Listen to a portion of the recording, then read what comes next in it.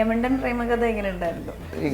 ഡിക്യുവിനെ ഇഷ്ടമല്ലാത്ത ആൾക്കാരില്ലെന്ന് തോന്നുന്നു എനിക്ക് നാട്ടിൽ. I don't think so. No one ഒക്കെ എനിക്ക് ഇഷ്ടമില്ല അങ്ങനെ പറയുന്നത് വളരെ ചുരുക്കം ആക്ടേഴ്സ് ഉണ്ടാവും. ചുരുക്കമല്ല, ഇങ്ങനെ ആർക്കും is really sweet and lovable.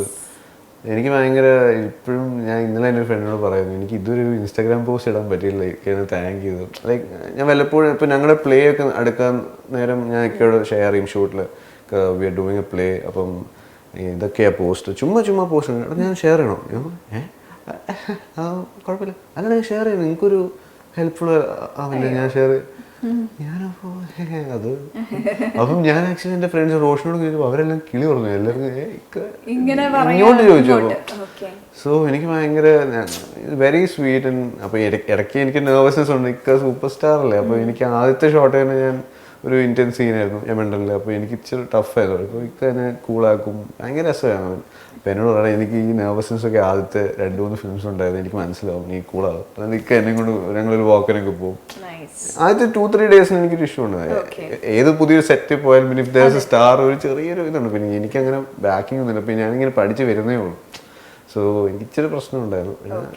As a co actor he was really nice. I'm still thankful and I really miss him also to be. എനിക്ക് ഒന്നുകൂടെ വർക്ക് ചെയ്താൽ കൊള്ളാറുണ്ട്. അത് അടിപൊളി. തമാശയിലെ റോള് അതും ബ്രദറാണ്.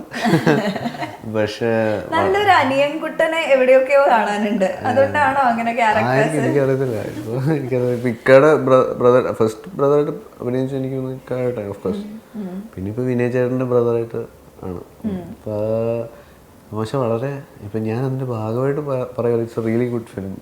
തമാശനെ പറ്റി ഒരുപാട് പേര് പറഞ്ഞിങ്ങനെ പോയിക്കൊണ്ടിരിക്കുകയാണ്. ഞാൻ ഇതിൻ്റെ ഇടയ്ക്ക് ഒരു വെബ് സീരീസും ചെയ്തിരുന്നു.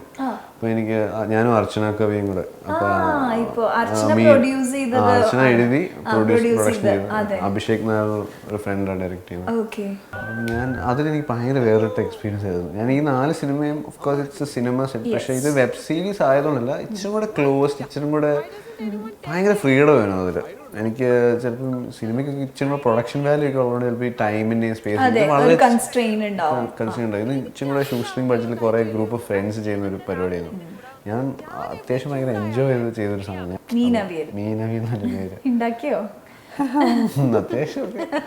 അപ്പം അതിനകത്ത് ഞാൻ അവളുടെ ബ്രദറായിട്ടാണ്. അപ്പോൾ വീണ്ടും ബ്രദറായിട്ട്. പക്ഷേ എനിക്ക് അങ്ങനെ നോക്കിയാൽ ട്രിക്ക് കുറേ പേര് ചോദിക്കണം, നിനക്ക് നീ വീണ്ടും അനിയനുണ്ട്. പക്ഷെ എൻ്റെ കഥ അട്രാക്റ്റീവ് ആണെങ്കിൽ ഞാൻ എന്ത് ക്യാരക്ടർ ആയാലും അതെ കഥ നല്ലതാണെങ്കിൽ. പക്ഷെ അതേസമയം ഒരു ടൈപ്പ് കാസ്റ്റഡ് ആയി പോകുന്നുള്ളൊരു ചിന്ത ഉണ്ടോ ആരോണ്ട്?